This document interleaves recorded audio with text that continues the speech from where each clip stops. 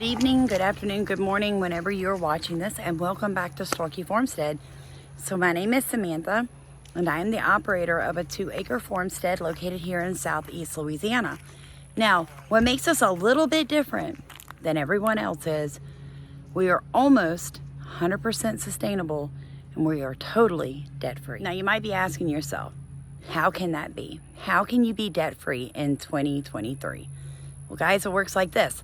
To cut those credit cards up, you'd start using this and this a little bit more than that piece of plastic. Now, that has always been a goal of ours, was to owe no man anything. And I'm so thankful that my husband and I can be of one accord when we talk about debt. Because as I'm watching the world, I'm like, this can't continue. What happens when they start calling in the loans? And a lot of people don't realize that there's a fine print in any loan agreement that you make with the bank or a mortgage company that says at any point they could call that whole loan in. And during the Great Depression, they did that. City after city, putting hundreds of thousands of families on the street. So if I could give you any information, any advice, if you want a homestead or you want a farm or you want a farmstead, you have got to figure out how to do it debt-free. And a lot of people tell me that's just not possible, but it is. It is possible. And if you will begin to trust God, pray about it, get rid of your credit card, start living within your means, you guys. When I say that too, it seems to really bother people. Living within your means doesn't mean that you have to be poverty or you have to be poor. It means that I make very considerate decisions on how I'm going to be spending money.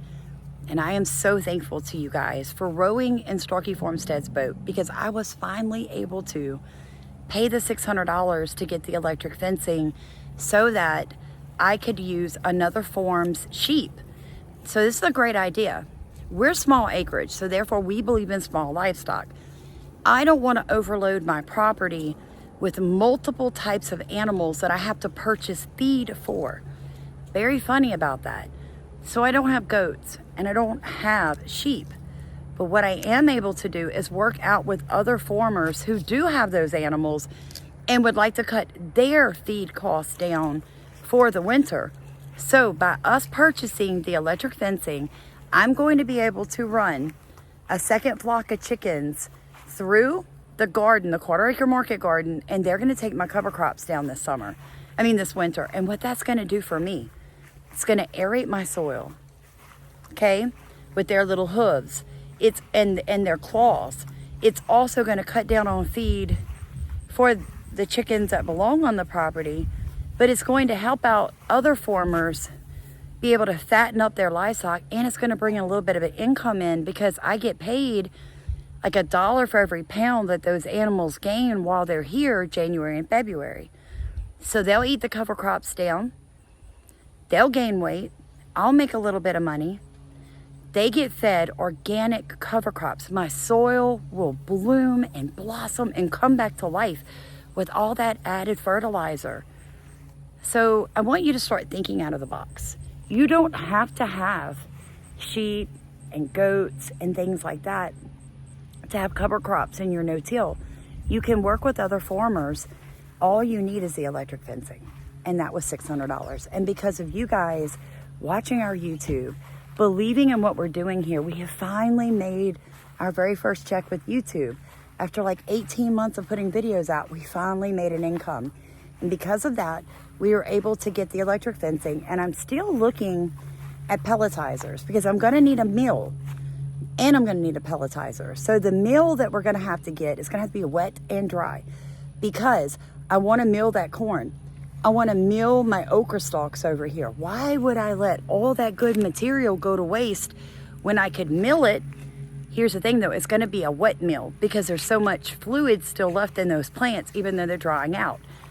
So I have to mill that, then I can pellet it and feed my chickens and my rabbits without purchasing any bagged feed from anywhere else. And the good thing is, as feed costs keep going up, As feed companies keep purchasing cheaper and cheaper grains and materials from third world countries, they can say they're organic all they want. Who's checking that? So this way I am controlling what my animals eat. And as they eat products that are produced on our soil and then poop, and their poop is used to grow more food, I'm doing something called a nutrient catch cycle. You guys, that's so important. We already have what we call sustainable loop systems around the farm, where we make our own worm castings from material here, we make our own biochar from material here, we make our own compost from materials here. And now we're about to make our own feed from materials here. And it's because of you guys rowing in our boat that we're able to take these big important steps in securing food for all the animals on our farmstead, because it's important that he continue to eat raw, natural foods through his growth development. It's also important for him because he's 3. And if you look at statistics for German Shepherds now, by the time they're 8 and 9, they have arthritis so bad, most of them don't live past 10. I don't want just 7 years with him. I want 17 more years with him. And because of you guys rowing in our boat, it looks like I can make that happen.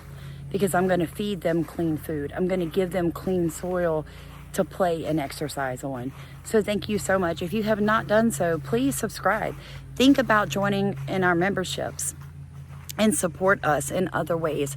Because like I said, without you guys, all of this would just be partially pipe dreams. We are now going to make the last steps to close that loop on being able to make our own feed for the animals on our property and be able to run livestock directly in the garden, not just moving the materials to the garden, but running them in the garden. And I am so excited because if you know anything about sustainable agriculture, running livestock through where you're going to put your food next is a very important step. And it was one that I could not quite make without that $600 electric fencing. So God bless you. Thank you so much for rowing in my boat, my husband's, and Starkey Farmstead's.